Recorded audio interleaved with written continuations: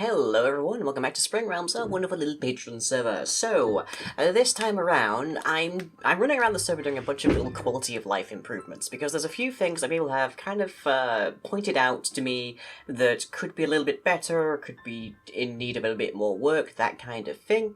And one of the things that people have noted is that it's kind of hard to find everything, which I can perfectly understand, because we're in a big void, and then every now and then, basically, there's a large island that you can go to, and most people have managed to figure out where these are, so a lot of people have their own mapping mods installed, which I'm not necessarily in favour of, but I can see why they have them. And all sorts of other things. Now we, of course, have the gates, but everybody actually has to get the gates, and all sorts. So, I have decided to add our second quest to the world. Now, our first quest is way over here, and it's the introductory quest, where people get their first ethereal brews.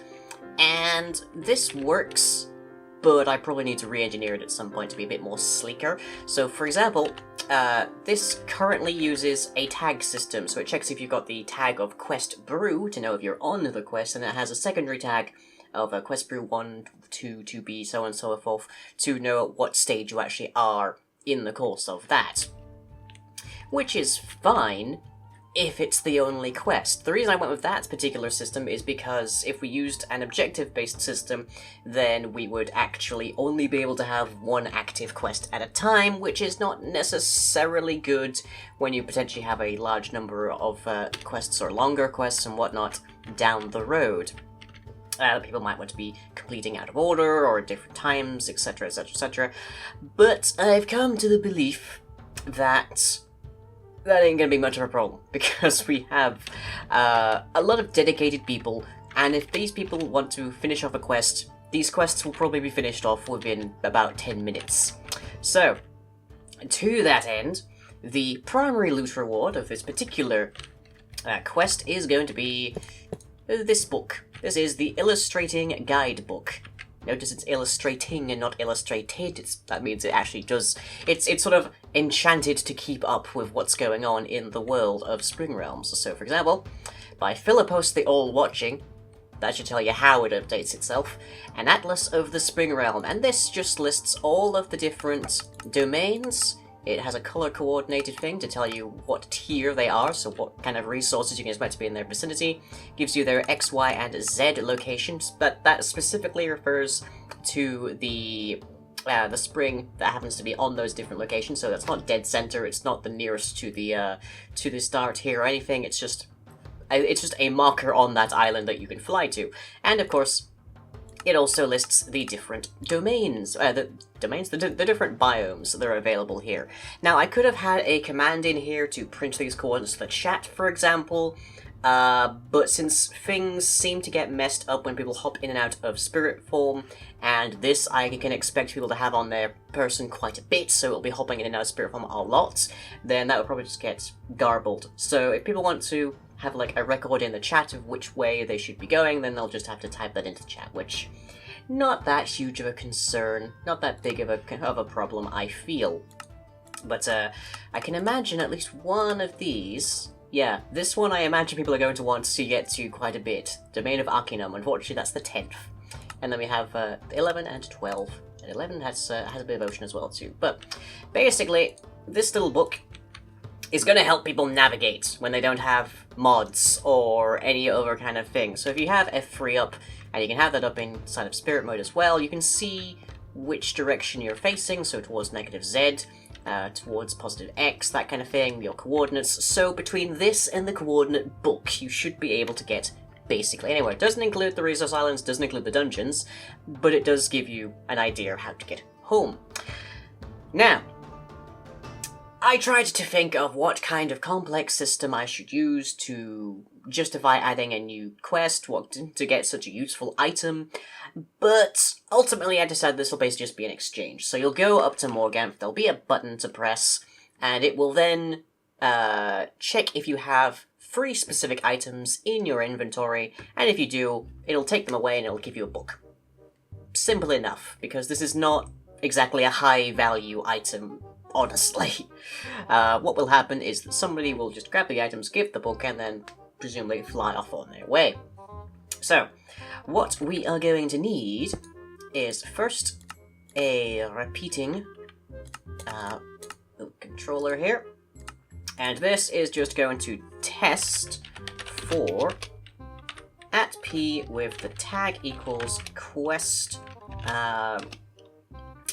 guidebook. That's a decently explanatory thing. And yes, I am expecting to be mostly spending my time over on this side of the screen, so hi, welcome to the side eye. And that will tell us exactly when we have somebody on this quest. Currently that is nobody, but that's fine. And this is just to ensure that there is actually, like, a reason to be initializing this. Then, we're going to summon ourselves an armor stand. If you're running this in more recent versions, the typing of armor stand has changed. I don't know why, but they did that, and it's annoying, but bleh. And we're going to give that one a tag of quest guidebook check. And now we have 1, 2, 3, 4, 5, 6. And these want to be alternating conditionals. Okay. And all of these alternating ones that are conditionals are just scoreboard players add at E tag equals quest guidebook check timer 1. That is all that we need in those 3. And what that basically means, if each of these actually succeeds, which is what the conditional does for us, then it will add 1 to the score of that armor stand, which gives us a nice little checksum value. And we're going to give, let's see, clear at P tag equals quest guidebook. And we want, firstly, a book. Makes the most sense. Data value is just doesn't care. Max number is 1. And we also want to get, we're just going to do mostly the same thing here. We also want to get a feather. And lastly, we're going to want a die. Now this particular die is number 0. And for those of you who don't know, that's going to be the hardest part of this particular quest by far, because die number 0 is an ink sac. And squid are notoriously hard to come by here. Okay, so now we execute from at E tag equals quest guidebook check score timer min equals 3. So that says only if we have all 3 of these things. We then scoreboard players tag at P tag equals quest guidebook add, and we want to give new map, which is what this particular circuit over here works with. And I might have a just sort of like off to the side command block to take away a bug and give a new one, if for whatever reason I change the data in here.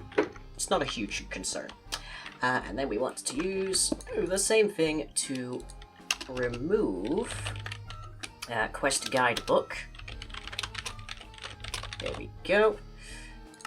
And last of all, no matter what, we want to just kill that particular armor stand. So kill at E tag equals quest guidebook check.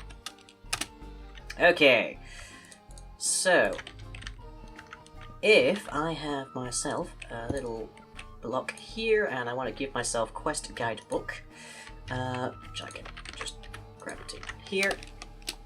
So quest guidebook. So we might just see it flicker into existence. Yep, there we go. And currently, no sign of it at all. Now, there is a slight problem here that you might be noticing, which is that because it's detecting me, period, it's not actually going to allow me to grab the items because it will immediately remove them from my inventory. So, let's give that R equals 3 for the time being. So if I approach, it'll trigger, and otherwise it'll just stay as it is.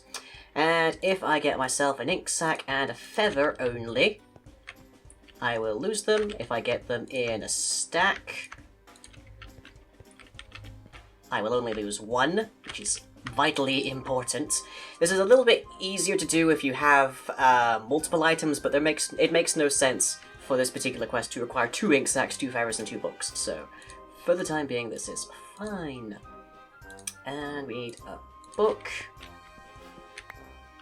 There we go, the illustrating guidebook. We can have a bit more pomp and circumstance to that if we like, but there we go. So, domain of Basileia the Firm and all sorts is now identified and charted for us.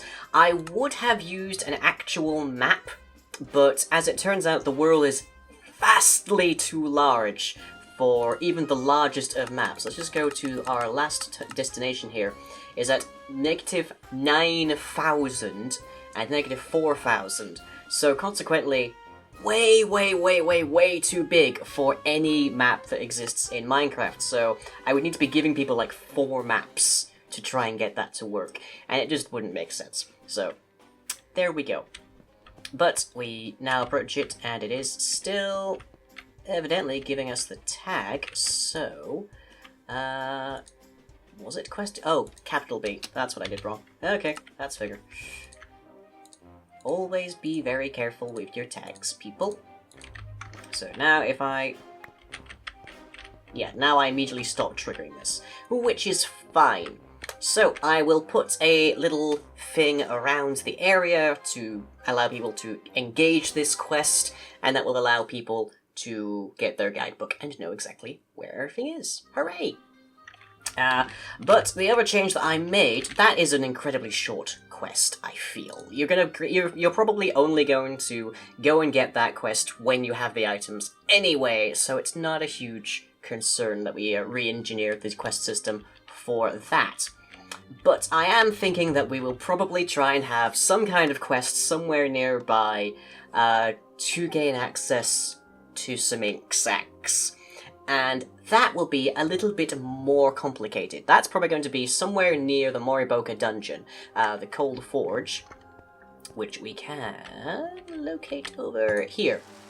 Oh, it has evidently been fortified. Okay, so the Cold Forge is inhabited by these friendly fellows, the furnace drakes, and nobody can see a dang thing right now, can they? Let me... I need to turn up my brightness. That'll just do the trick, won't it? Oh no, I'm already at bright. Okay, then. Huh, am I not running Optifine? I must not be in my Optifine configuration right now. But, yeah. Anyways, these fellows drop a number of useful gubbins, among which are some identifiable materials. And actually, I can do this better with this. So if I... Whoop, goodbye to you, sir. Surprised you survived that, actually. Okay, so they drop smithing tonic. The creatures seem filled with the substance. It flows through them like blood. They also drop enchanted gear. It wants to be fixed.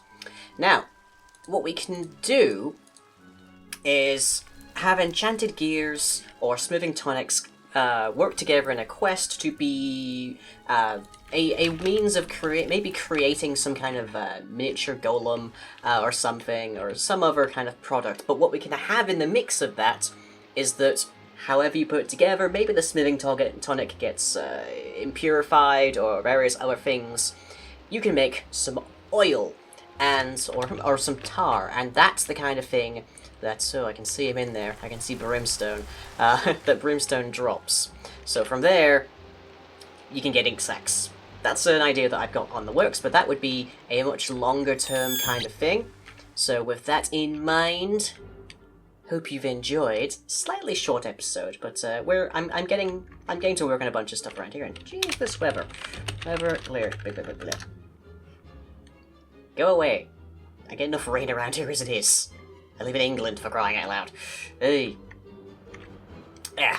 And at some point I also need to set this whole upper section to regen so people can get in here and get their red sand some more, but one thing at a time.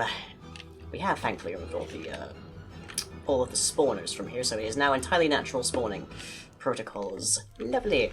And I've got more experience with making these regen circuits now, so that we can actually have nested regen circuits, which is glorious. Means I can hide them pretty much entirely inside of a thing. Lovely. But anyways, I digress, even more than normal. So I hope you've all enjoyed, and I shall catch you all next time.